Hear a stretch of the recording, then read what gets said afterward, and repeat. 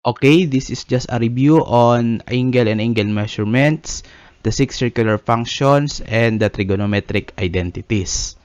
So let's start with the angle measurement. So sa trigo, ang angle can be measured differently depende sa rotation.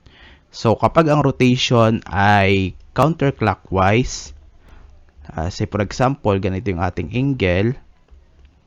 So, like this. So the rotation is counterclockwise. Yan. So, ang angle ay positive. So, positive yung measure niya kapag counterclockwise. So, kapag naman clockwise, ang angle, let's say for example, ganito siya. So, ganyan. So, clockwise yung rotation. Ibig sabihin, ang measure ng angle ay negative. Okay? So, ganyan lang yung angle measurement. So, pwedeng positive kapag ang rotation ay counterclockwise. Negative naman kapag ang rotation ay clockwise. Okay? So, let's proceed to the second. So, ang angle sa trigonometry can be measured into units, possible units. We have degree and we have radian. So, paano ba mag-convert? So, example tayo. Let's say we have 100 degrees. So, 100 degrees yan, i-convert natin sa radian. So, ang gagawin mo lang, 100 degrees, i-multiply mo lang yan siya sa pi over 180 degrees. Okay? So, pwede natin cancelin yung degrees. Pwede nang cancelin yung 0. So, 10 over 18. So, 10 pi over 18. So, alam natin yung 10 and 18 divisible by 2. 10 divided by 2, 5. So, 5 pi all over 18 divided by 2, 9. So, 5 pi over 9. So, ganun lang mag-convert ng degree to radian. Kung magkakalkyo kayo, pwede nyo lang naman gawin na 100 divided by 180. Then, ang malalabas sa calculator nyo is 5 over 9. Lalagyan mo lang sa numerator ng pi. Okay, paano naman kapag radian, i-convert to degree? Let's say, for example, we have 3 pi over 2. So, instead na sa pi over 180 mo multiply, baliktad naman. Sa 180 over pi mo siya i-multiply. So, 3 pi over 2 times 180 degrees over pi. So, yun, makakancel dito yung pi. Then, 180 divided by 2, 90. So, 90 times 3 is 270 degrees. So, ganun. So, ganun lang mag-convert ng degree to radian or radian to degree. Basta tatandaan lang, kapag i-convert yung degree to radian, i-multiply sa pi over 180. Kapag naman radian to degree, i-multiply sa 180 over pi. So, kunwari, ang given ay negative 120 degrees. So, i-multiply mo yan sa pi over 180 degrees. So, we have, cancel yan. So, matitira is 12 over 18. So, divisible by 6. So, negative din siya. Kasi negative yung given. 12 divided 6 is 2. So, 2 pi. Then, 18 divided 6 is 3. So, negative 2 pi over 3. So, ganun lang yung pag-convert. Okay, let's go to the next. We have angles in standard position. So, ano lang tatandaan natin sa angle in standard position? Okay, dapat palaging ang vertex ay nasa origin at mag-start palagi dito. Ang initial side ay palaging yung positive x-axis. Okay, like this. So, this angle is in standard position kasi ang vertex niya is at the origin and its initial side is at the positive x-axis. Another one. Okay, pwede rin siyang negative. So, let's say we have this. So, yon. So, clockwise rotation, no, negative yan. So, ang angle na to ay in standard position kasi ang vertex ay nasa origin and ang initial side ay nasa positive x-axis. So, yung dalawang yan ay angle in standard position. So, itong pangatlo, hindi siya in standard position. May kita ninyo to. So, let's say we have this. So, itong angle na to.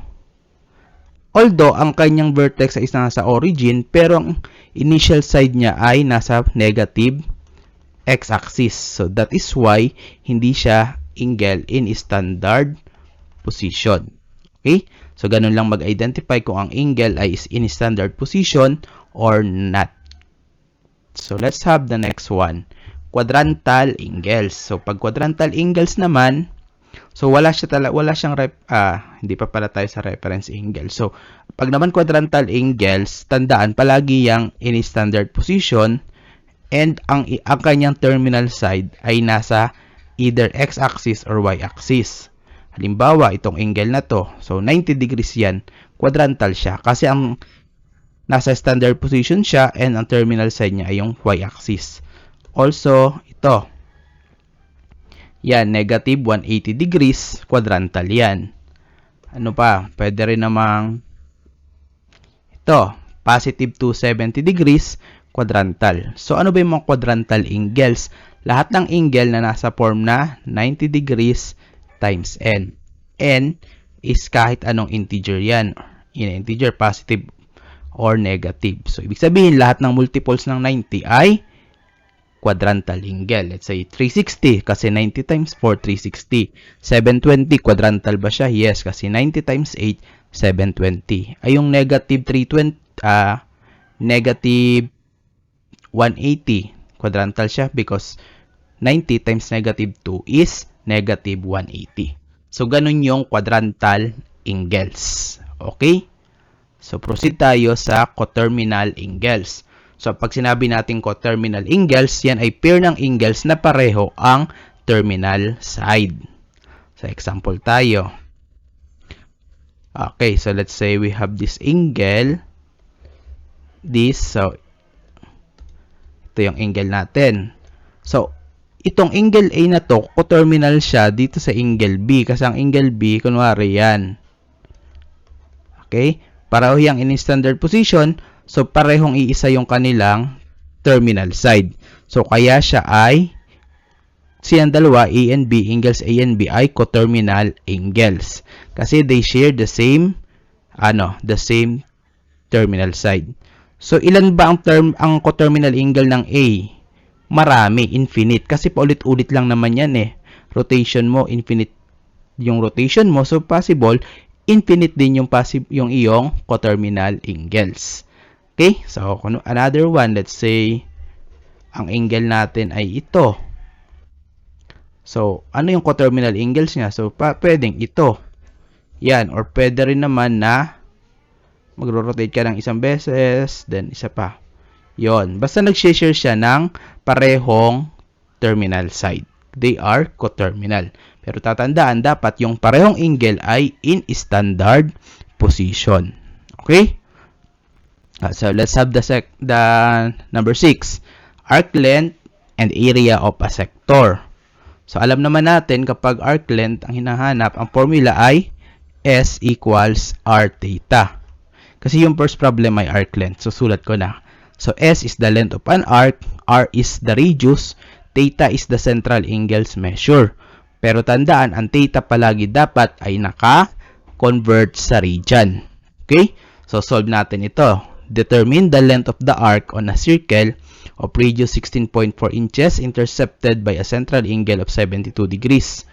So, kung titingnan natin, ang given dyan ay radius 16.4 inches, then yung ating theta, which is 72 degrees. Pero, naka-degree siya. So, i-convert natin sa radian. So, i-multiply mo siya sa pi over 180 degrees. Ano sagot? Cancel, cancel. So, 72, then 180. So, paano ko i-simplify yan? Pwede kang mag-calculate. 72 divide 180. So, lalabas sa calculate mo 2 pi over 5. So, 2 pi over 5. Okay? So, yan yung equivalent niya in radian. So, isosolve na natin. Using the formula S equals R theta. So, you have S. Ang R natin is 16.4 inches. Ang theta natin is 2 pi over 3. Pag nag-calculate ka, diretso na gamitin mo na yung value ng pi. Kasi para mas exact yung lalabas, mas malapit sa exact value. So, calculate natin 16.4 times 2 pi over 3. Okay, 16.4 times 2 pi over 3. Rather, over 5. Sorry, over 5. Okay, it should be 5.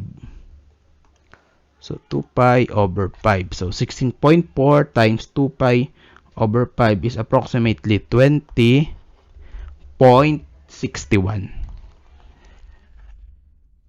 inches. So yan yung arc length. So ang gagawin lang, multiply lang yung radius and yung angle in region. So 16.4 times 2 pi over 5 is 20.61 inches. So ganyan lang mag-solve ng arc length. In case naman, ang hahanapin nyo is yung other value, let's say r. So, ang gagamitin lang namang formula dyan, di ba, tandaan nyo lang yung triangle. Triangle tayo, ganyan. So, ang given dyan ay s r theta, di ba? So, kapag s ang hanapin, r times theta. Kapag r, s divided by theta. Kapag theta, s divided by r. Ganyan lang mag-solve. Okay? How about the second one? Sector ang hinahanap. Di ba ang formula natin sa area ng sector ay A equals 1/2 r squared theta. Okay. So, ano ang mga given? A flower garden is a 240 degree sector. So, yun yung measure ng angle. 240 degrees. Oh, sorry. Yan, 240 degrees. So, in equivalent niya sa region, divide mo lang yan sa 180. 240 divide 180 is 4 pi over 3. So, 4 pi over 3. Okay? So, solve na natin using this formula. So, A is equal to 1/2. The radius is 9. So, 9 meters squared times theta, which is 4 pi over 3. So, calculate nyo na yan, diretso. So, we have 0.5 or 1/2 times 9 squared times 4 pi over 3. So, 4 pi over 3. Okay, so 1/2 times 9 squared times 4 pi over 3. That is 54 pi. Kasi sabi sa problem in terms of pi. 44 pi meters squared. Pero kung ide-decimal, so ang decimal niya is 169.65. Pero dahil sabi sa problem in terms of pi, so ito na yung answer natin. So ganyan lang yung mag-solve ng arc length and area of a sector. Okay? So how about reference angle? Okay, tatandaan lang natin ang reference angle ay palagi ang measure ay what? Positive and palaging acute angle. So alam natin kapag acute angle, palagi siyang less than 90 degrees. And ang bawat angle ay may isa lang reference angle. Okay, paano ba kunin ang reference angle? So let's say meron tayong given 50 degrees. So anong reference angle niya? So kung drawing mo yung 50 degrees, nasa first quadrant, so yan yung 50. Makikita mo, di ba sa definition ng reference, it is acute angle, positive acute angle between what?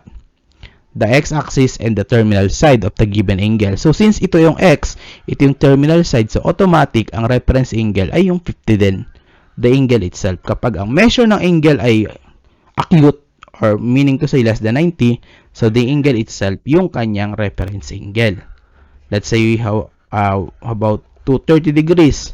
So, kapag nag-draw tayo ng 230, so 180, dadagdagan ng 50. Diba? 50 yan. Para makuha natin yung 230 degrees. So, anong reference angle? So, ang reference angle natin ay ito, which measures 50 degrees. So, ang reference angle niya ay 50 degrees. O, ganun lang pagkuha ng reference. Ay, what if ang given naman, kunwari, let's say, 10 pi over 3. Paano kapag ganyan? So, ang susunod mo, una mong gagawin, i-convert muna sa degree. So, 10 pi over 3, tatimes mo sa 180 over 5. So, maka-cancel. Then, 180 divide 3, 60 times 10, 600. O, ayan, i-draw natin yung 600. So, 360. So, ilan ang i-add sa 360 para makuha yung 600? So, 240. 360 sa 180. Ilan ang i-add mo pa sa 180 para mag 240? 60. So, yan.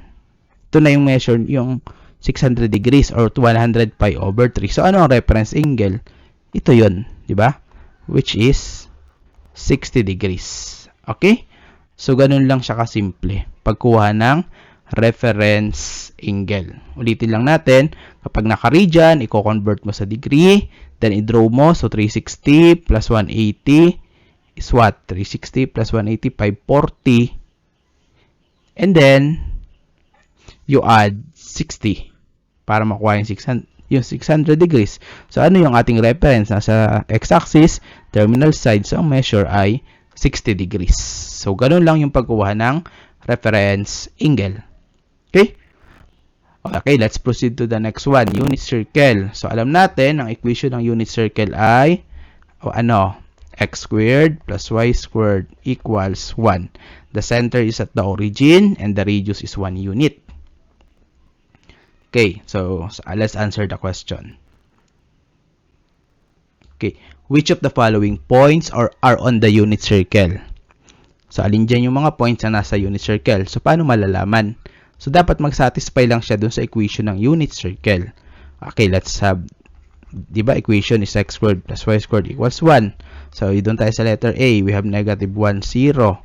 So, substitute lang yan. So, we have negative 1 squared plus 0 squared equals 1. So, negative 1 squared is 1 plus 0 equals 1. So, 1 plus 0, 1 equals 1. So, since 1 is equal to 1, so ibig sabihin, itong point na to is on the unit circle. Okay? How about letter B? 1 half is square root of 3 over 2. So, again, substitute natin dun sa x squared plus y squared equals 1.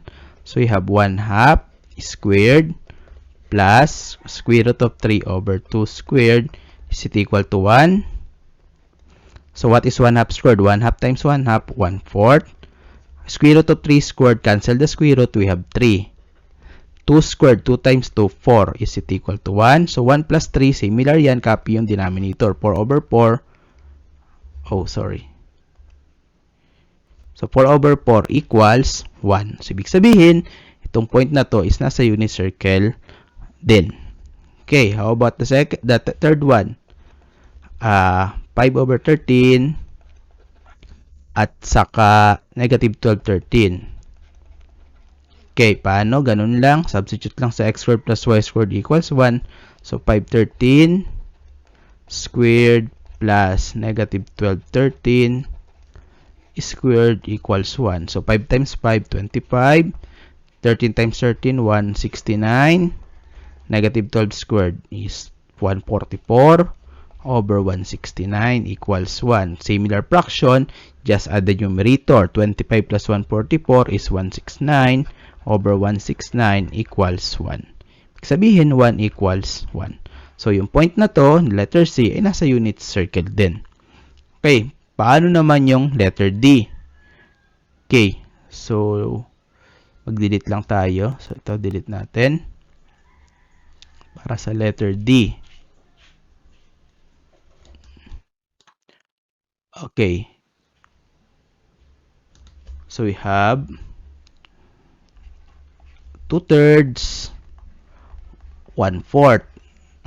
Okay, hindi ganun lang. 2/3 squared plus 1/4 squared is equal to 1. So, 2/3 squared, 2 times 2, 4, 3 times 3, 9.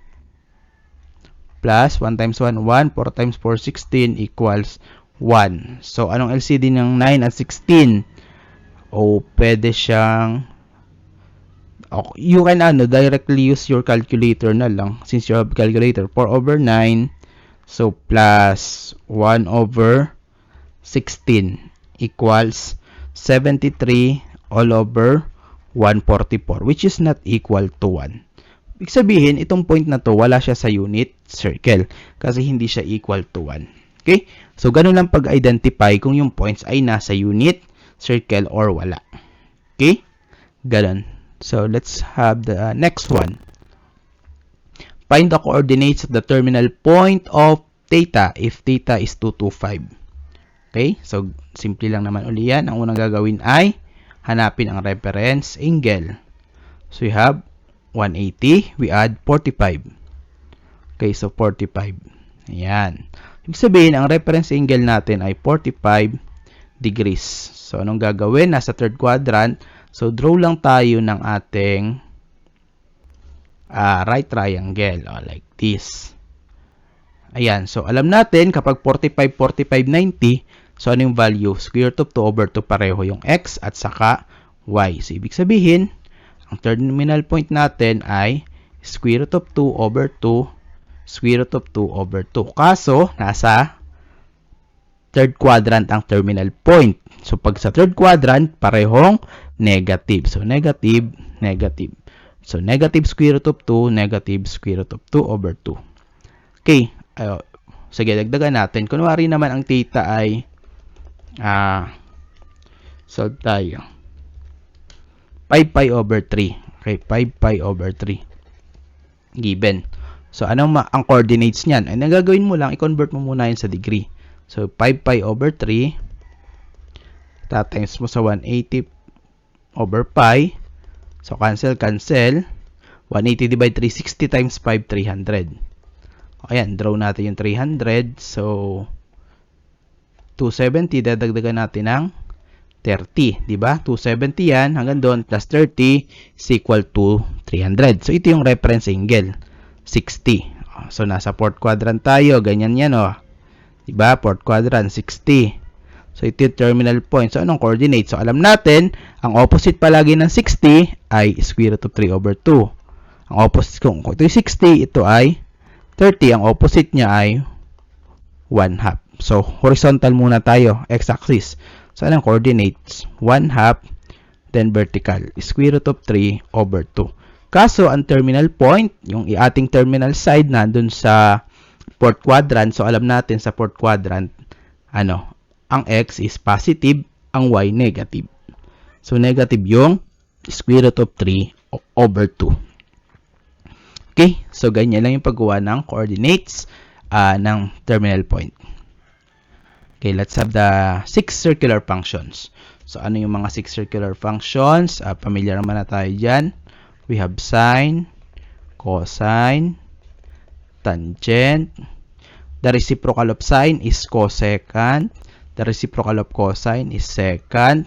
The reciprocal of tangent is cotangent. So, yun yung 6 circular functions. So, hanapin natin ang value ng 6 circular functions for the angle 13 pi over 3. So, solve muna natin yung coordinates ng 13 pi over 3. So, we have P of 13 pi over 3. So, ang gagawin lang, convert natin yung 13 pi over 3 sa degree. So, 180 pi over 180 over pi. Okay. So, cancel. 180 divide 3. Cancel. So, 60. 60 times 13 is 330.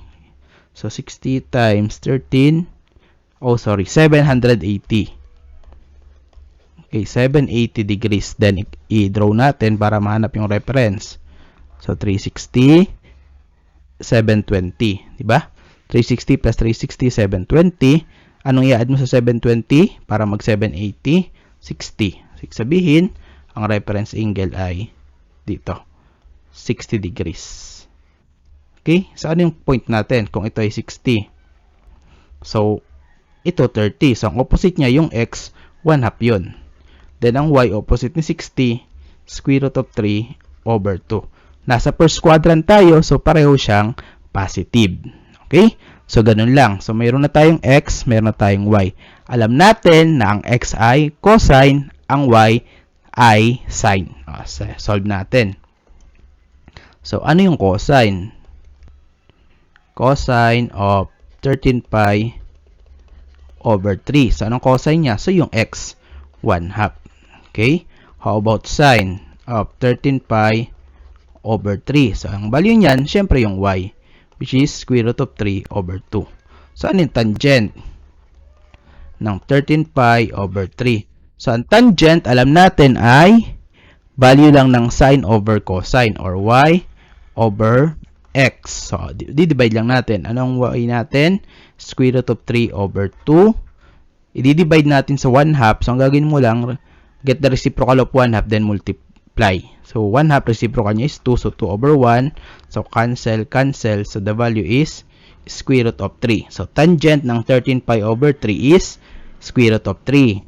Okay. How about secant of 13 pi over 3. So, kapag secant, reciprocal lang yan ng value ng cosine. Anong reciprocal ng 1/2? So, 2 over 1 or 2. Okay, how about sine, then cosecant? So, cosecant, 13 pi over 3. So, reciprocal naman siya ng square root of 3 over 2. So, delete natin to. So, anong reciprocal lang square root of 3 over 2? Hindi, syempre, 2 over square root of 3. So, i-multiply lang natin sa square root of 3 yung numerator at denominator para ma-simplify. 2 times square root of 3, 2 is square root of 3. Then, square root of 3 times square root of 3, cancel ang square root, 3. Yun ang value ng cosecant. And the last one is cotangent. Dito na lang natin lagay. Cotangent, 13 pi over 3. So, reciprocal yan ng tangent. So, ang value ng tangent ay square root of 3. So, ang reciprocal ay 1 over square root of 3.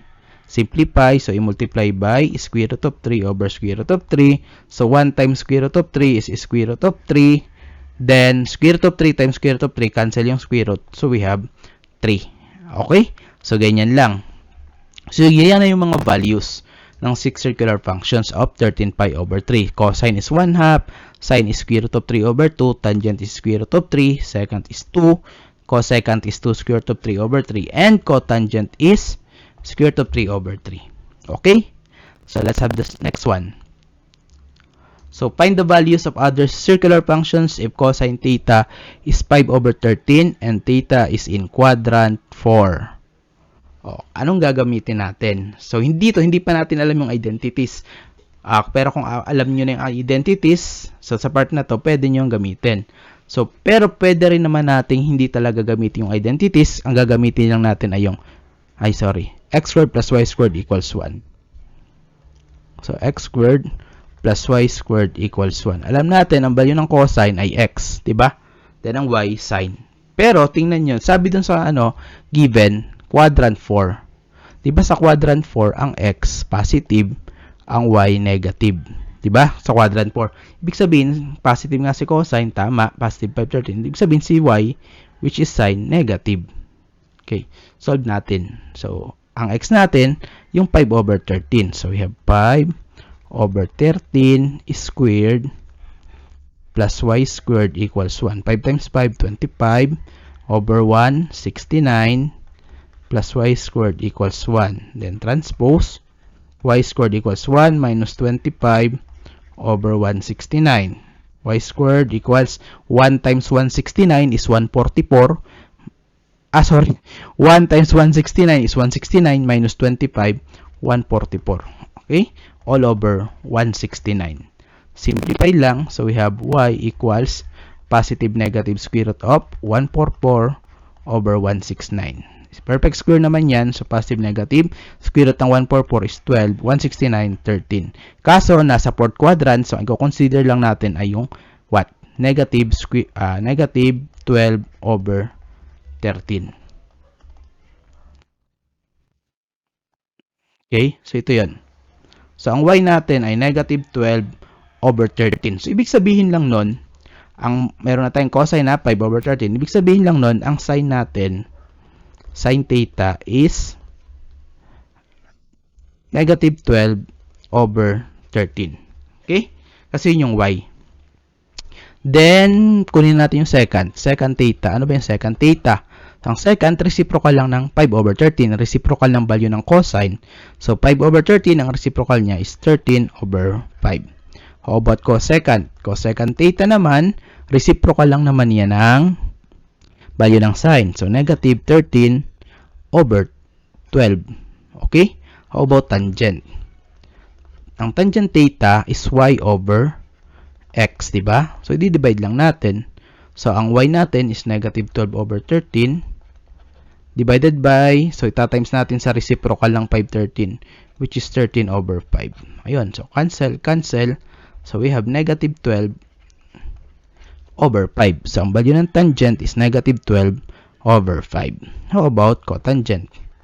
Ay, madali na. Reciprocal lang ng tangent yan. So, negative 5 over 12. Okay? So, ganyan lang yung pagkuha ng values ng other trigonometry or other circular functions given one value. Yan. So, tatandaan, mahalagang i-consider palagi yung quadrant kasi malalaman mo dun kung saan yung sign. Or rather, kung ano ang sign. Kung positive ba or negative. Paano naman ito? Okay. Find tangent if secant is 13/5 and sin theta is less than 0. Sige, pwede na lang natin gamitin yung identities para mabilis. Okay. So, tingnan nyo, sin is less than 0. Ibig sabihin ang sign, negative. Diba? Sabi, sin is less than 0. So, negative. So, alam naman natin na ang tangent, diba yung identity natin ay sin over cosine. Diba? So, ibig sabihin, kung ang sign natin ay negative, diba ang secant, reciprocal lang siya ng cosine. So, ibig sabihin, ang cosine, positive pa rin kasi positive yung secant dito. So, negative divide positive, negative. So, ang value ng tangent ay negative. So, paano natin masosolve? Ano ba yung identity na madali para ma-relate yung tangent at secant? Diba mayroon yung second Pythagorean identity? Ano yun? Yung 1, oh, sorry. Okay. 1 plus tangent squared theta equals secant squared theta. Diba yun yung identity? So, paano natin masosolve si tangent? So, diba, tangent squared theta equals secant squared theta, transpose mo yung 1 minus 1. So, tangent theta equals positive negative square root ng secant squared theta minus 1. Then, ang i-consider lang natin, negative. Kasi alam natin na negative yung value ng tangent. Dahil yung sign ay negative, yung cosine positive. So, negative divide positive, negative. O, yan lang. So, solve na natin. Sa-substitute lang yan. So, tangent theta equals, so, negative na. Consider natin. Ano ba yung value ng secant theta? 13/5. Then, may squared. So, squared doon. Minus 1. So, we have tangent theta equals negative 13 times 13, 169 over 25 minus 1. So, ayun, tangent theta equals negative square root ng, that is 25/25, yung 1. So, 169 minus 25 is 144/25. So, ano bang square root ng 144? So, 12. Square root ng 25, 5. So, ang answer natin is negative 12/5. Okay? So, ganun lang yung pag-solve. So, wag malilito dun sa sinabing less than 0. Sinabi lang dyan na kapag less than 0, automatic negative yon. Kung ito greater than 0, so, ibig sabihin yung value or yung value ng given function, positive kasi greater than 0 siya. Okay? Okay, next one. Find the exact value of cosine 45, sine 30, sine 60, cosine 45. So, kung titingnan nyo yan, di ba? Simple lang naman. Kung ito is 45, ang point natin ay square root of 2/2, square root of 2/2. Okay, o. Kapag 30, para hindi lang malito, 30, so ano yung point? So, ang opposite niyan, 1/2, ito square root of 3/2, di ba? Opposite palagi ng 30 is 1/2. So, ang x natin, yung horizontal, square root of 3/2, then 1/2. Paano kapag 60? Oh, ditong point na to, anong opposite ng 60? Yun yung square root of 3/2. So, yung 30 sa x naman, 1/2 square root of 3/2. So, yan lang naman yung titingnan natin para makuha natin yung value nito. So, cosine 45, yung x. So, square root of 2/2. Yung x nito, di ba? Times, ano yung sine 30? 30, ang sine niya, y. Sine is y. So, ito, 1/2. Okay, plus ang sin 60. Dito sa sin 60, ang kanyang y naman ulit, square root of 3/2. Then, cosine 45, pareho din lang, square root of 2/2. Simplify. Square root of 2 times 1, square root of 2, 2 times 2 is 4. Plus, square root of 3 times square root of 2 is square root of 6, then 2 times 2, 4. Combine nyo lang yan, yung numerator, kasi pareho ang denominator. Yan. So, ito na yung kanyang exact value. Square root of 2 plus square root of 6/4. Okay? So, ganun lang yung pagsosolve niyan. Mukhang mahirap pero Basta alam mo yung equivalent ng 45, 30, and 60, yung 1 half square root of 3 over 2 or square root of 2 over 2. So, ganun lang. Okay? Punta na tayo sa last. Trigonometric identities. So, tandaan, mayroong 8 na hati into 3, yung reciprocal, quotient, and Pythagorean identities. So, mag-start tayo. Simplifying lang to. So, how to simplify secant squared x minus 1 over sin squared x. So, paano ba yung secant squared x minus 1? Kung babalikan natin yung Pythagorean identity number 2, 1 plus tangent squared x equals secant squared x. I-solve natin yung value ng tangent squared. So, tangent squared x is equal to secant squared x minus 1. Diba? Transpose yung 1 para right side. So, ito. So, makikita mo yung value ng secant squared x minus 1, yun pala ay tangent squared x. Pwede nating ipalit yun. So, we have tangent squared x all over sin squared x.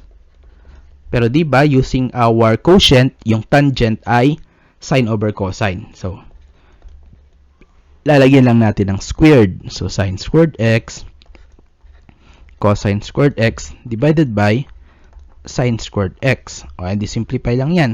Sin squared x over cosine squared x. Diba yung pag i-divide natin itong buo, yung sin over cosine sa sin squared, kunin yung reciprocal ng sin squared, then i-multiply. Ano bang reciprocal ng sin squared? Di 1 over sin squared. So, wag yung gagawin cosecant ha, kasi kailangan nating may makancel. So, ang reciprocal ng sin squared x ay 1 over sin squared x. So, makikita nyo, makakancel na natin yung sin squared. Ayan. So, anong matira dyan? Diba? Ang natira na lang is 1 over cosine squared x.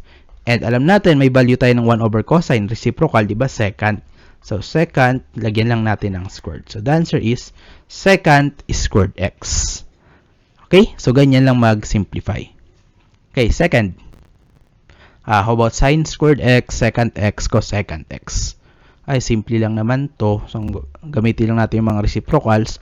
Sin squared x, then anong reciprocal ng secant? 1 over cosine. Reciprocal ng cosecant, 1 over sin x.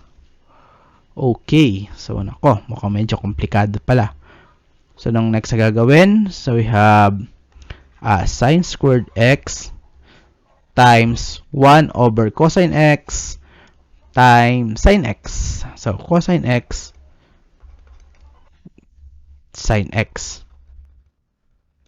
Yan. So, sin squared x over cosine x times sin x. So, paano natin to masisimplify?